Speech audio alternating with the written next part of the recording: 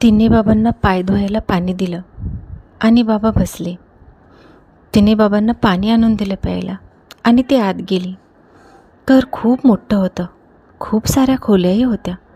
प्रत्येक खोलीत कोणी ना कोणी माणूस बसलेलं होतं आणि मुलगी खाली स्वयंपाकघरात काम करत होती. खाली बाबांना कोणीही बोलायला नाही आलं. बराच वेळ झाला. मुलीनं खूप वाट पाहिली. बाबांनीसुद्धा वाट पाहिली. मुलगी बाहेर आली व बाबांना म्हणाली, बाबा बसा, मी जेवण आणते हां तुमच्यासाठी. बाबा म्हणाले, पोरी नको गं मला जेवण, फक्त तुला पाहावं असं वाटत होतं म्हणून आलो आणि मी घरून भाकरी बांधून आणली आहे.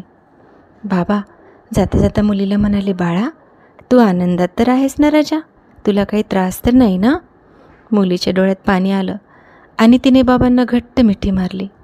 तिने बाबांना हसत उत्तर दिलं, बाबा मी खूप आनंदात आहे, खूप ऐश्वर्यात आहे हो. पण ना. मुलगी शांत झाली आणि नंतर आणखीन बोलली, बाबा मला ना कोपऱ्या आणि गुडघ्याच्या जाणीवे इतकाच त्रास आहे. बाबांच्या लक्षात आली नाही ही गोष्ट.